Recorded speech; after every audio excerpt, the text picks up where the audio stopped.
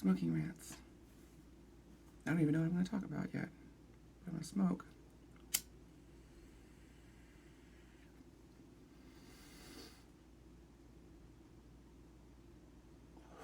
People need way more care than I would say most humans realize or want to admit. I mean, like, we're quite intelligent for animals, but that comes at a high cost.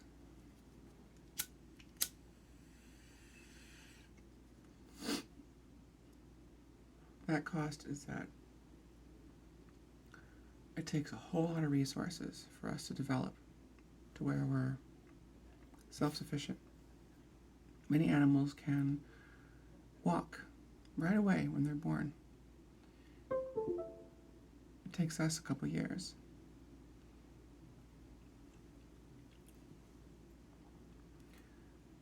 Our brains have gotten bigger, but that comes at the cost of sometimes killing the people we come out of. Anyway,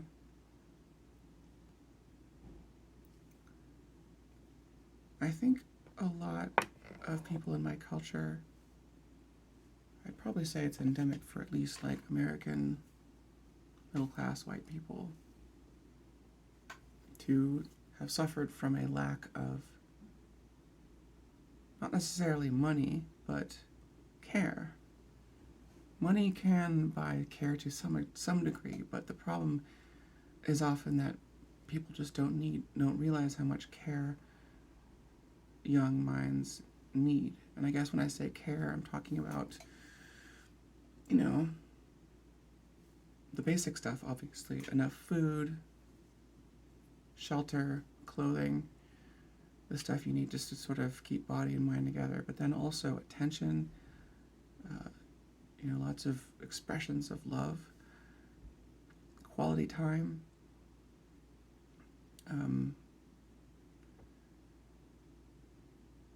what other kinds of care are there? Let me know.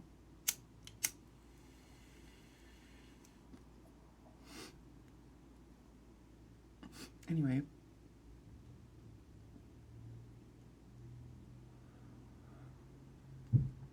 I've realized this as part of the process of realizing the lack of care I experienced as a child. And it's kind of weird because on one hand, one could look at my situation from outside and say, I was relatively fed. Certainly, like there was food in the fridge, and I always had a roof over my head. And my parents were together my whole childhood. Although, honestly, we might have all been better off if they hadn't been together. But at least I had the sort of societal privilege of parents being together, whatever that is. But not enough care can be less overt, and in cases where it's kind of less obvious to spot, where it's more subtle, it can be harder to spot and more insidious in how it affects you. Even though I never really starved, I still suffered from malnourishment, for example. For a while, my family was on this weird diet where I could only eat fruit until noon. And it took me a long time to just admit I just don't like fruit, at least not raw fruit. I have to add something to it. Usually, I like the occasional. I like eating, picking blackberries or whatever. But as a substantial source of nutrients, to start your day, you need protein. You need some heavy stuff. And it didn't even occur to me because I was indoctrinated into somewhat of an authoritarian religious situation. It kind of didn't occur to me for a long time that I could just be like, hey, I don't like this. This sucks. Can I do something different? And I was too much of a goody two-shoes to just sneak other kinds of food. Same thing when we were vegetarian. That was a little bit later. Maybe I was 11, 12, 13, I don't remember. I think I was vegetarian for most of that time, but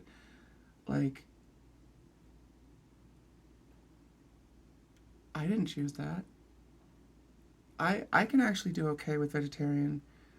You know, I've lived vegetarian before, but like it wasn't necessarily what I wanted, and it did reduce my options. Also, we didn't have a microwave. Our parents, or at least my mom, thought they're bad for you or whatever, and so that reduces your options in a society built around the availability of microwaves. Anyway, I think I'm mainly talking about care and the concept of care and how much humans and especially children need it.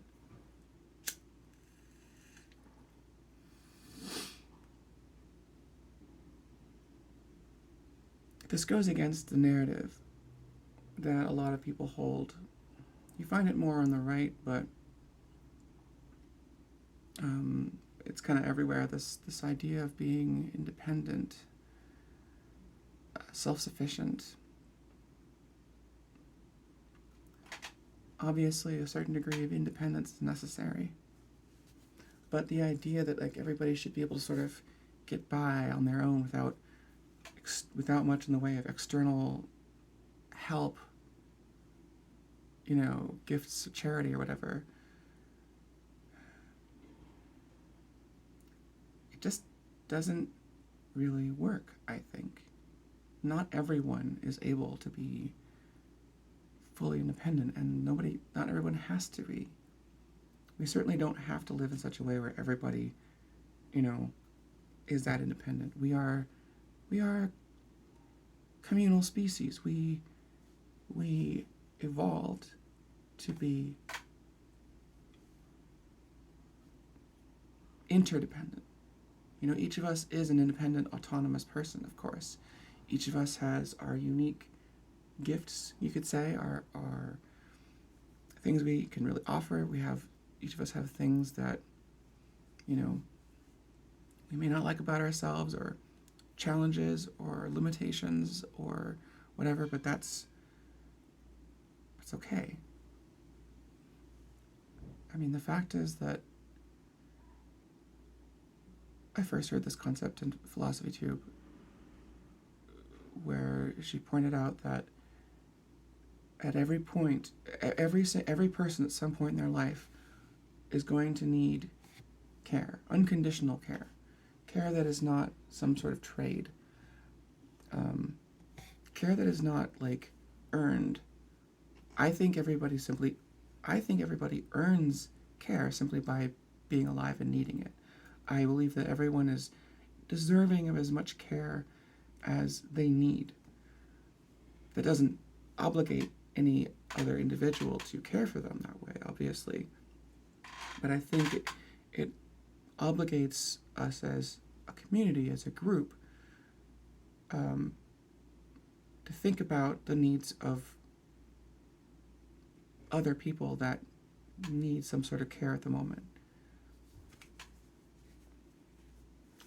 It's very much in our culture to think about people being deserving of love, care, comfort, security, earning it somehow through, I don't know, seemingly arbitrary and changing criteria. I think simply the fact that, you know, a brain exists, it's alive, it's a being, it's an existence, it's whatever it needs, it needs. Whatever a brain needs, it needs. Sometimes it can get those needs met, sometimes it can't. And many brains and bodies needs very, very widely. Very, very widely. Wildly? There's a lot of variation in how much care individual humans need. But I think the principle I'm trying to talk about is all of us understanding that other people need care, and all of us developing and cultivating a desire to care for other people to the degree that we can. Because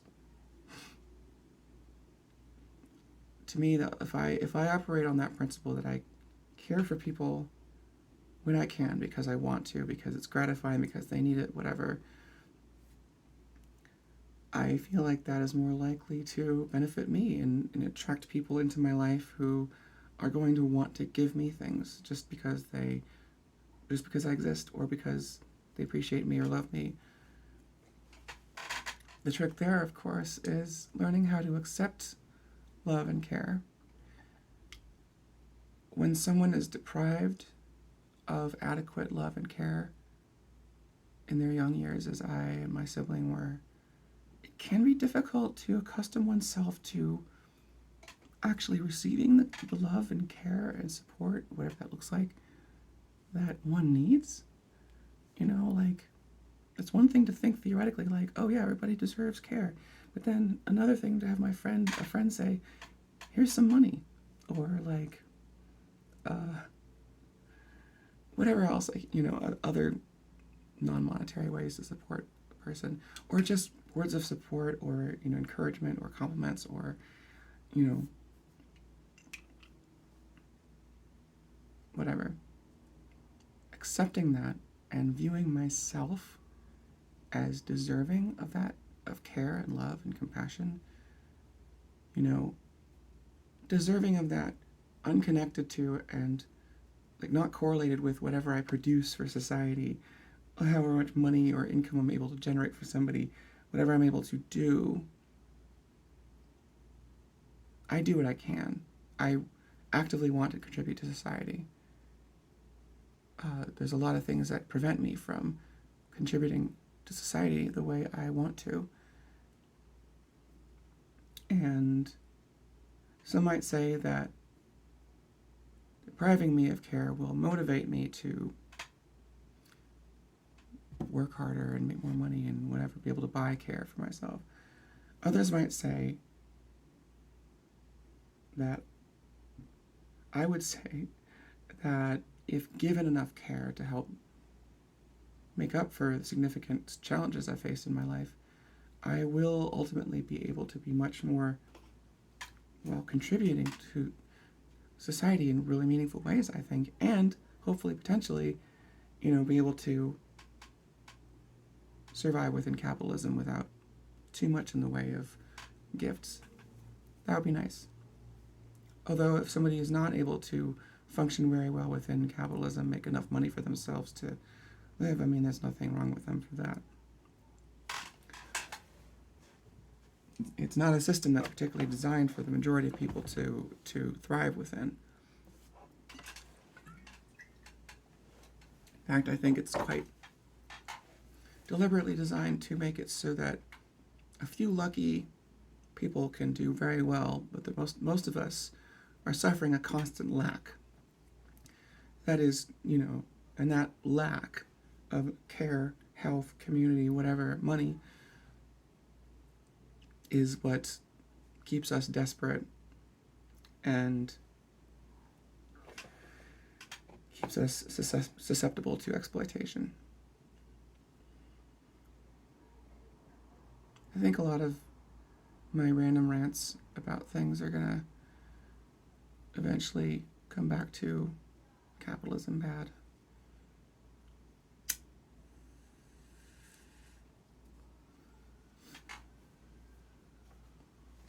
We are a species that evolved to be in community and solidarity and mutual aid. And we really thrive when we can do that. And look what we're capable of in terms of building and innovating. But our thriving, our innovating, all of that is stifled and rerouted and subverted and, for lack of a better term, perverted, all towards this, all in service of generating more wealth and capital. Just make more money, make more money, make more money. Collect it all in the hands of a few. Blah, blah, blah. You've probably heard it before. Care. I'm talking about care.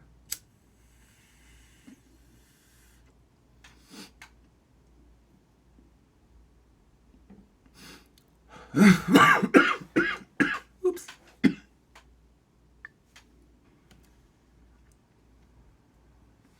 I guess I'm not trying to like guilt any particular person into going and caring for people more than they're comfortable doing.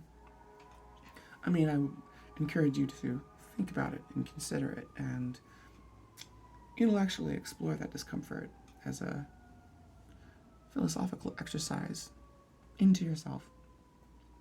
But no, I'm more trying to say that, like, you, whoever you are, like, even if you're not very productive, even if you're not very nice, like, you are still deserving of love and care. There's nothing you can do, I think, that will make you undeserving of love and care. I think our needs are simply our needs and transcend, are on a different level from, like, what we do in the world.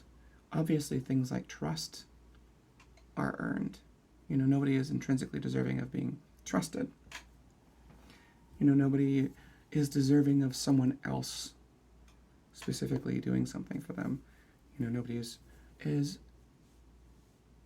entitled to like a relationship or sex or anything like that. But the need, your need for care is real and valid, and you need as much care as you need. If somebody says you need too much, they're wrong, because you need what you need. And a lot of us are dealing with leftover needs from childhood that are very hard to actually get met without, you know, the therapy and or trauma work and or just general emotional growth. Well, thanks for hanging out with me while I ramble. If you want to leave a tactful comment on the subject, that'd be cool. But you don't have to. Like and subscribe.